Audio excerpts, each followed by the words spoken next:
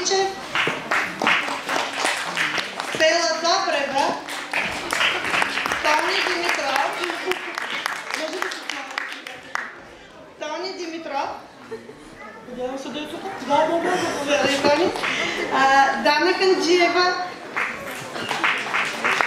Васил Василев, Симона Никова, заповядайте на сцената по-смело, Мария Луиза Кирякова, Ива Дралчева, нашата певица, Виктор Василев, двамата близнаци тук ли са? Успяха да вземе Виктор. И сега, в този момент аз виждам един пропуск.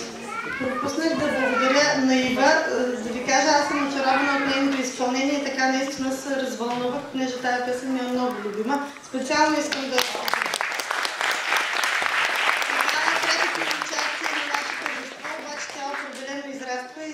ми станала много вълнуваща изпълнителка. И също съм трогната от присъствието на танцорите от немска гимназия, от които само Мартина Цинова е наша ученичка. Виждам една бивша ученичка, но много им благодаря за това, че втора година се точно. Да не сме ги изпускали, че те не бързаха до някъде, но аз специално искам да ги поздравя. Сега, имаме само един участник в по-горното ниво Breakthrough. Това е дете, което не е от нашето училище, но той така като първа бяла лястовичка проправя път за това по-високо детско ниво. Искам да го поканя и него на сцената. Казва се Симеон Петков. Надявам се да е тук.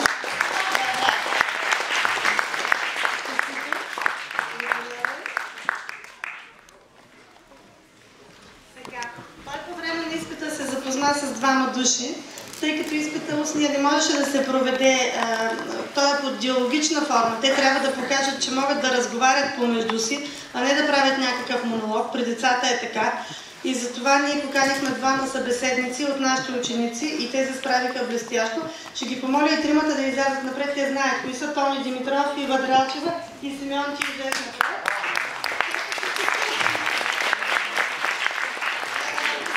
На по-високото ниво. И надявам се, че ти си доволен от тяхното партньорство. Да, изпита мина много забавно всъщност. Ние с колегата Боян Букункев много се забавлявахме и беше голямо удоволствие да се види как се справят, защото това ниво се проведе за първи път миналата година. Сега искам също и да подчертая кои са децата с най-голямо постижение в нивото Quick March. Повечето деца, които са тук, са от Quick March. Ще помоля да излязат също напред, но може би от другата ми страна. Симона Никова и Тони Димитров, които са с 82%. Тони Симона Катале.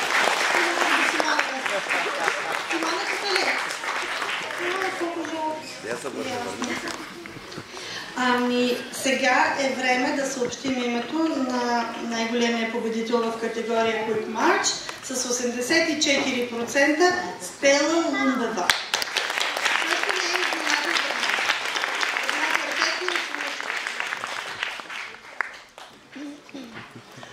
Сега ще подаря една малко по-сериозна книга, която аз съм убедена, че тя може да прочете още тази година.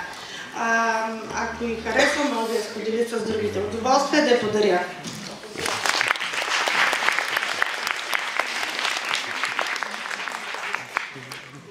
И сега, тъй като Симеон е първият ни кандидат, който се яви в това ниво, аз искам да го стимулирам да продължи с английския и дано да го виждаме и на други изпити, да бъде така амбициозен и да не се притеснява.